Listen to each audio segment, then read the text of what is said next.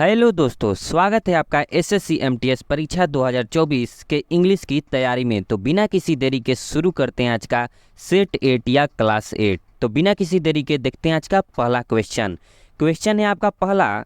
जी हाँ, सभी क्वेश्चंस को हम मिला करके चलेंगे जिससे कि हमारे पीवाईक्यूज और हमारे इंग्लिश की बहुत ही अच्छी से तैयारी हो जाएगी। सवाल है आपका पहला, फिल इन द ब्लैंक से आपका पहला सवाल है। तो देख लेते हैं इस सवाल को। Bhanu the security guard asks everyone entering my building to show their dash card. जी हाँ, यहाँ पर हम बिना हिंदी अर्थ को निकाले बिना इस सवाल का जवाब हम दे देंगे। कार्ड, जी हाँ, यहाँ पर किसी प्रकार के कार्ड की बात हो रही है। तो यहाँ पर देख सकते हैं option A identity card, B place card कभी सुना है आपने? नहीं। सेल्फ कार्ड ये भी नहीं होता है। नेम कार्ड तो होता ही नहीं है। जी हाँ, नेम कार्ड भी नहीं होता है। तो आपका ऑप्शन नंबर ए इसका बिल्कुल सही जवाब है। आइडेंटिटी कार्ड इसका सही जवाब है। यानी कि भानु द सिक्योरिटी गार्ड, जो भानु है सिक्योरिटी गार्ड, आस्क एवरीवन, सभी से वो पूछ रहा है एंटरिंग माय बिल्डिंग। जी हाँ, बिल्डिंग में, अपने बिल्डिंग में प्रवेश करने के लिए वो सभी से क्या देख रहा है? उसका अपना एडमिट्स में व्यक्ति की जानकारी होती है, सुरक्षा कार्ड। जी हाँ, सुरक्षा गार्ड जो है वो सुरक्षा उपाय के रूप में इमारत में प्रवेश करने वाले सभी लोगों के आइडेंटिटी कार्ड की जांच करता है। जी हाँ, Bhanu the security guard ask everyone entering my building to show their identity card. जी हाँ, आइडेंटिटी कार्ड बिना हिंदी अर्थ निकाले भी आप हमारे इस क्वेश्चन का जवाब दे सकते थे। आइडेंटिटी कार्ड इसका सही जवाब है। तो बढ़ते हैं हम लोग नेक्स्ट क्वेश्चन की ओर। नेक्स्ट क्वेश्चन है आपका फिल इन द ब्लैंक से। सभी क्वेश्चंस को हम मिलाकर चल रहे हैं। सवाल है आपका फिल इन द ब्लैंक से। सवाल है आपका the team had a dash with respect to the proposal given by mister Albert. जी हाँ, इस फिल इन द ब्लैंक्स इस डैश में सही स्पेलिंग को भरना है। जी हाँ, डिस्कशन। इस डिस्कशन में से सबसे जो सही स्पेलिंग है उसी को इस फिल इन द ब्लैंक्स में भरना है। जी हाँ, इस ब्लैंक्स में भरना है। तो डिस्कशन का सही स्पेलिंग हो जाएगा आपका ऑप्शन नंबर डी। जी हाँ, DISCUSSION, डिस्कशन का यही सही स्पेलिंग होता है। DISCUSSION, discussion with respect to the proposal by given by mister Albert. Discussion, जी हाँ, ये मिस स्पेल्ड वर्ड, जी हाँ, स्पेलिंग से क्वेश्चन था जो कि फिल इन द ब्लैंक्स में भरना था। डिस्कशन इसका सही जवाब है। तो बढ़ते हैं हम लोग नेक्स्ट क्वेश्चन की ओर। नेक्स्ट क्वेश्चन है आपका सिनोनिम्स से। जी हाँ, सिनोनिम्स काफ़ी हमारे लिए इंपॉर्टेंट हो जाता है एसएससी एमटीएस एग्जाम के लिए। तो सिनोनिम्स के क्वेश्चन को देख लेते हैं, जो कि है हमारा डिमिनिश। जी हाँ, डिमिनिश पूछ रहा है। डिमिनिश का अर्थ होता है कम करना। यहाँ पर लिख देता हूँ दोस्तों, कम करना। थोड़ा देखिएगा दोस्तों, राइटिंग सही नहीं है। कम करना, जी हाँ, डिमिनिश का अर्थ होता है कम करना। और इन चार वर्ड में से हमें सही ऑप्शंस को पहचानना है जो डिमिनिश का सिनोनिम्स है। तो इसका सही जवाब पहले देख लेते हैं। सही जवाब हो जाएगा आपका ऑप्शन नंबर डी। वीकेंड मतलब भी हो गया कमजोर, कम करना। जी हाँ, वीकेंड कम करना। तो अब देख लेते हैं हम लोग नेक्स्ट क्वेश्चन को। जी हाँ, और ऑप्शंस को भी देख लेते हैं। डिमोट, जी हाँ, डिमोट वो होता है पदावनत करना। जी हाँ, जो निचले पद पर होते हैं उनको हम कह सकते हैं डिमोट। जो हमें नीचे पद पर भी करते हैं वो डिमोट कहलाता है। डिमोटिवेट भी सुने होंगे, लेकिन ये डिमोटिवेट नहीं, डिमोट है पदावनत करना। और रेलीगेट का अर्थ भी ऐसे ही कुछ होता है, पदावनत करना। जी हाँ, जो कि हम रैंक वाइज पद होते हैं, जी हाँ, उसमें हम नीचे जो निचले पद होते हैं उसको हम कहते हैं पदावनत। जी हाँ, और प्रिवेंट काफ़ी अच्छा वर्ड है। प्रिवेंट का अर्थ होता है रोकना। यहाँ पर लिख देता हूँ दोस्तों, रोकना। प्रिवेंट का अर्थ होता है रोकना। तो बढ़ते हैं हम लोग नेक्स्ट क्वेश्चन की ओर। नेक्स्ट क्वेश्चन है आपका सिनोनिम्स से क्वेश्चन है। और सवाल है हमारा इंसिस्ट का अर्थ होता है दृढ़। जी हाँ, दृढ़ रहना। जी हाँ, दृढ़ रहना, यानी कि उसी पर हमें अडिग रहना है। जी हाँ, जो भी हमारा फैसला है उसी पर अडिग रहना है, दृढ़ रहना है। इंसिस्ट, जी हाँ, वहाँ से हिलना नहीं है, उस जवाब से, उस सवाल से हिलना नहीं है। इंसिस्ट यानी कि दृढ़ रहना। और इसका हमें सिनोनिम्स बतलाना है। तो इसका सिनोनिम्स हो जाएगा हमारा ऑप्शन नंबर ए, परसिस्ट। जी हाँ, परसिस्ट का अर्थ भी होता है दृढ़ रहना। जी हाँ, परसिस्ट का अर्थ भी होता है दृढ़ रहना। और हम क्वेश्चंस के जो ऑप्शंस हैं उसको भी देख लेते हैं। रेसिस्ट का अर्थ होता है विरोध करना। जी हाँ, विरोध इसका है हेस्ट का अर्थ हो जाएगा लूटपाट। जी हाँ, लूटना, लूट इसका सही जवाब है। और असिस्ट मतलब होता है सहायता करना। जी हाँ, तो इसका इंसिस्ट मतलब दृढ़ और परसिस्ट का अर्थ भी होता है दृढ़। तो बढ़ते हैं हम लोग नेक्स्ट क्वेश्चन की ओर। नेक्स्ट क्वेश्चन है हमारा वन वर्ड सब्स्टिट्यूशन से। जी हाँ, इससे भी हमारा एमटीएस एग्जाम में क्वेश्चन पूछा जाते हैं। सवाल है आपका अ स्मॉल शॉप, एक छोटी सी दुकान डेट सेल्स फैशनेबल क्लोथ्स। जी हाँ, एक ऐसी छोटी सी दुकान जिसमें फैशनेबल क्लोथ्स बेचे जाते हैं। तो इसका सही जवाब हो जाएगा आपका ऑप्शन नंबर ए, बुटीक। बुटीक का नाम भी आपने सुना होगा। एक ऐसी छोटी सी दुकान जहाँ पर फैशनेबल क्लोथ्स कपड़े बेचे जाते हैं, उसको हम एक शब्द में बुटीक कहते हैं। जी हाँ, अनेक शब्दों के एक शब्द इसका हिंदी अर्थ होता है बुटीक, इसका सही जवाब है। स्टोर, जी हाँ, ऑप्शंस को भी देख लेते हैं दोस्तों। ऑप्शन से है आपका स्टोर। स्टोर मतलब जानते होंगे दुकान होता है। जी हाँ, काउचर, काउचर का अर्थ होता है जो कपड़ों का निर्माण होता है उसे हम कहते हैं, फैशनेबल कपड़ों का निर्माण को काउचर कहते हैं। टेलरिंग जानते होंगे दोस्तों, सिलाई होता है। स्टोर मतलब भंडार। जी हाँ, तो देखते हैं हम लोग नेक्स्ट क्वेश्चन की ओर बढ़ते हैं। नेक्स्ट क्वेश्चन भी है वन वर्ड सब्स्टिट्यूशन से, अनेक शब्दों के एक शब्द से। पॉस इंडिसिबली, जी हाँ, पॉस इंडिसिबली, जी हाँ, पॉस इंडिसिबली का अर्थ जानते हैं हम लोग। पॉस इंडिसिबली मतलब होता है हिचकिचाना। जी हाँ, हिचकिचाना। जी हाँ, जो अभी हम कुछ बोलते हैं या किसी भी निर्णय लेने में हम हिचकिचाते हैं और निर्णय की स्थिति एक प्रकार से कह सकते हैं, उसको हम एक शब्द में बतलाना है। तो इसका सही जवाब हो जाएगा ऑप्शन नंबर बी, हेजिटेट का अर्थ भी होता है हिचकिचाना। हिचकिचाना इसका सही जवाब है। तो बढ़ते हैं हम लोग नेक्स्ट क्वेश्चन की ओर और ऑप्शंस को भी देख लेते हैं। हाइबरनेट, हाइबरनेट का अर्थ क्या होता है दोस्तों, ये आपको कमेंट में बतलाना है। जी हाँ, आज का ये वर्ड है, इसको सर्च करके इसका सिनोनिम्स को बतलाना है। हाइबरनेट का सिनोनिम्स को बतलाना है। तो बढ़ते हैं हम लोग नेक्स्ट क्वेश्चन की ओर। नेक्स्ट क्वेश्चन है आपका, जी हाँ दोस्तों, नेक्स्ट क्वेश्चन की ओर बढ़ते हैं। नेक्स्ट क्वेश्चन है आपका एंटोनिम्स है। एंटोनिम्स है आपका क्रूड। क्रूड का अर्थ क्या होता है? क्रूड का अर्थ होता है परिष्कृत। जी हाँ, क्रूड मतलब होता है अपरिष्कृत, तो इसका उल्टा हो जाएगा परिष्कृत। जी हाँ, अपरिष्कृत और परिष्कृत। क्रूड का उल्टा हो जाएगा आपका रिफाइंड। रिफाइंड का अर्थ होता है परिष्कृत। तो अब हम लोग बढ़ते हैं नेक्स्ट क्वेश्चन की ओर, लेकिन ऑप्शंस को भी देख लेते हैं। पेशेंट मतलब धैर्यवान, जो धैर्य रखता हो। प्रीमिटिव मतलब प्राचीन हो जाएगा। और ऑब्जर्वेंट का अर्थ होता है पर्यवेक्षक। जी हाँ, जहाँ पर ध्यान लगाकर देखते हैं। जी हाँ, पर्यवेक्षक। अटेंशन जहाँ पर देते हैं उसी चीज़ को हम कहते हैं ध्यान पर्यवेक्षक। तो बढ़ते हैं हम लोग नेक्स्ट क्वेश्चन की ओर। अटेंशन भी कह सकते हैं। क्रूड का सही जवाब हो जाएगा आपका option number B, refined. Crude मतलब होता है परिष्कृत। जी हाँ, अपरिष्कृत, और रिफाइंड मतलब होता है परिष्कृत। तो देखते हैं नेक्स्ट क्वेश्चन है आपका फाइंड द एरर से। फाइंड द एरर का सवाल है, ये काफ़ी इंपॉर्टेंट हो जाते हैं हमारे लिए। Why don't you throw this paper on the dustbin. Why don't you throw this paper on the dustbin, हमें बतलाना है कि किस पार्ट में एरर दिया गया है। ऑप्शंस देख लेते हैं। ऑप्शन ए है paper on the dustbin, no error से है you throw this, why don't. तो इसमें कौन सा नियम लागू होता है वो हम जानते हैं। जी हाँ दोस्तों, देख लेते हैं उसको भी, जो इसमें नियम लगता है। यहाँ पर हमें प्रीपोजिशन से नियम लगाना है।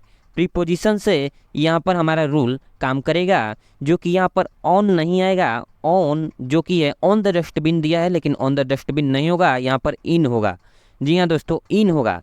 जी हाँ, किसी सतह से कोई चीज़ अगर स्पर्श करती है तो उसके लिए हम ऑन का यूज करते हैं, लेकिन डस्टबिन में हम कचरा को डालते हैं किसी और चीज़ के अंदर। जी हाँ, डस्टबिन के अंदर डालते हैं, तो उसके लिए हम इन का यूज करेंगे। तो आपको समझ में आ गया होगा। तो अब बढ़ते हैं हम लोग क्वेश्चन की ओर।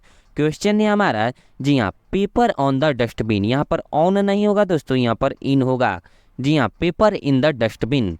जी हाँ, पेपर को जो हम डस्टबिन के अंदर डालते हैं किसी चीज़ के अंदर, तो इसके लिए इनका यूज करेंगे, ना कि ऑन का। तो इसका सही जवाब हो जाएगा आपका option number A, paper on the dustbin. इसी पार्ट में एरर हमारा है। तो बढ़ते हैं हम लोग नेक्स्ट क्वेश्चन की ओर। ऑप्शन नंबर ए सही है। जी हाँ, नोट हो ये। जी हाँ, फाइंड द एरर से नेक्स्ट क्वेश्चन है। A night alone in a hotel can be lonely prospect. A night alone in a hotel can be lonely prospect.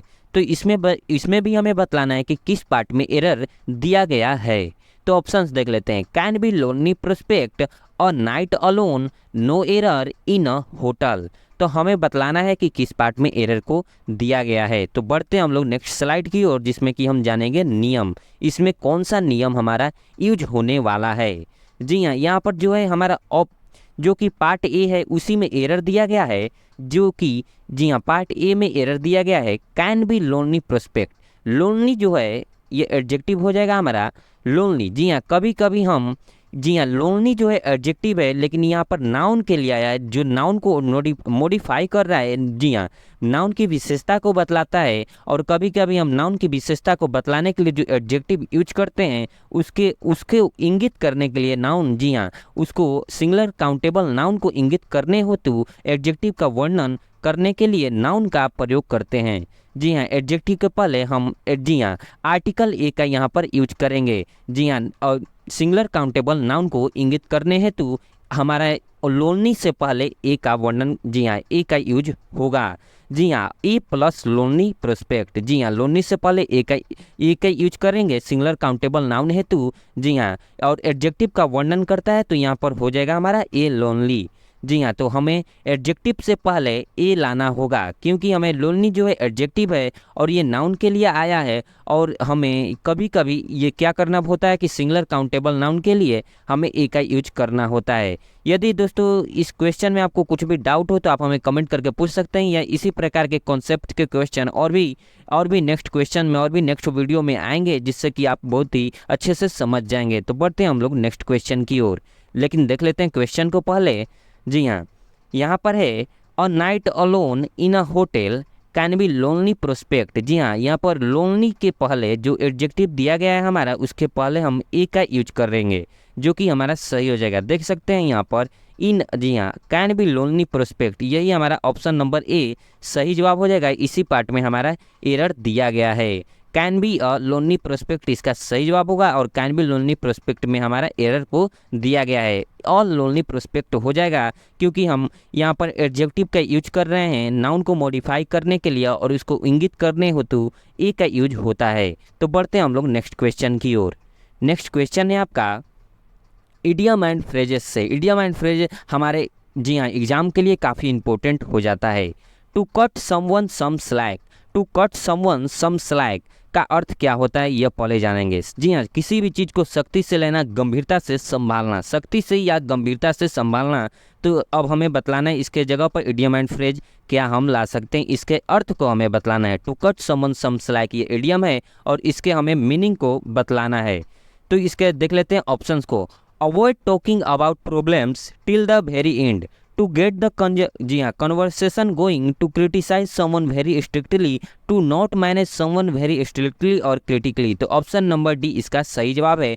To not जी हाँ to not manage someone very strictly और critically. तो option number D इसका सही जवाब है, क्योंकि avoid talking about problems इसमें कोई सेंस नहीं दे रहा था, टू गेट द कन्वर्सेशन में भी नहीं, to criticise someone very strictly में भी नहीं। तो ऑप्शन नंबर डी इसका सही जवाब है। जी हाँ इसका अर्थ ही होता है सख्ती से या गंभीरता से संभालना। तो बढ़ते हैं हम लोग नेक्स्ट क्वेश्चन की ओर। नेक्स्ट क्वेश्चन भी आपका इडियम एंड फ्रेजेस से लिया गया है। Beat around the bush. Beat around the bush होता है बातों को जी हाँ बातों को घुमाना, सही बात पर नहीं आना, सही मुद्दे पर नहीं आना। जी हाँ किसी विषय को सही ढंग से संबोधित करने से बचना। जी हाँ बात कुछ और पूछा जा रहा है और बात वो कुछ और बतला रहे हो। जी हाँ किसी भी बात को घुमा फिराकर कहना और सही बात पर नहीं आना। तो इसके लिए हमें सही अर्थ इसका बतलाना है। बीट अराउंड द बुश के लिए इडियम का क्या मीनिंग सही हो जाएगा। तो ऑप्शन देख लेते हैं। To be persistent in pursuing a goal, to be impatient and short temper, to be direct and formal, to avoid addressing a topic correctly. जी हाँ तो ऑप्शन नंबर डी इसका सही जवाब है। To avoid addressing a topic correctly. जी हाँ किसी भी हमें जो मुद्दे की बात हो उस पर नहीं आना और किसी भी दूसरे बात पर घूमते फिरते रहना। तो to avoid addressing a topic correctly इसका सही जवाब है। To avoid addressing a topic जी हाँ जो करेक्ट जो टॉपिक है उस पर हम ना आना और दूसरे बातों पर घूमते ही रहना। तो इसका सही जवाब है option number D, to avoid addressing a topic correctly. तो देखते हैं हम लोग नेक्स्ट क्वेश्चन। नेक्स्ट क्वेश्चन है हमारा सेंटेंस इंप्रूवमेंट से। No sooner did he finished his examination then he left for his cricket training centre. इसमें बहुत ही आसान नियम से हम जान सकते हैं कि कहाँ पर सेंटेंस इंप्रूवमेंट करना है। जी हाँ ऑप्शन है, ऑप्शन नहीं पहले आंसर ही हम जान लेते हैं। जी हाँ कभी भी डू डज जी हाँ डू डज और डिड के बाद हम जो यूज करते हैं वो वर्ब का फर्स्ट फॉर्म होता है। तो यहाँ पर देख सकते हैं डू डज या डिड के बाद वर्ब का फर्स्ट फॉर्म आता है, लेकिन यहाँ पर फिनिश जो है वर्ब का फर्स्ट फॉर्म नहीं है, वर्ब का V2 है V3 है। जी हाँ, तो यहाँ पर V2 यूज किया गया, लेकिन यहाँ पर V2 यूज नहीं होगा, यहाँ पर वर्ब का फर्स्ट फॉर्म यूज होगा। तो देख लेते हैं कौन से ऑप्शन में दिया गया है। जी हाँ, तो सेंटेंस इम्प्रूवमेंट में मतलब ये सेंटेंस को इम्प्रूव करना है। तो 62 का सही जवाब है option number A, no sooner did he finish. जी हाँ, डिड के बाद, जो कि डिड के बाद डिड के बाद V1 आता है, तो ये सही है। नो सुनर देन ही फिनिश्ड, यहाँ पर फिनिश्ड दिया गया है। नो सुनर हाइड यहाँ पर हो गया, जो कि होगा नहीं। नो सुनर देन यहाँ पर पहले ही हो गया, नहीं, ये गलत है। No sooner did he finish, यही आपका सही जवाब है। No sooner did he finish, do does did के बाद वर्ब का फर्स्ट फॉर्म आता है। तो देखते हैं हम लोग नेक्स्ट क्वेश्चन। नेक्स्ट क्वेश्चन भी सेंटेंस इंप्रूवमेंट से हो जाता है। जी हाँ, the Delhi administration is seriously worried about the warning to civic health posed by the polluted waters of Yamuna.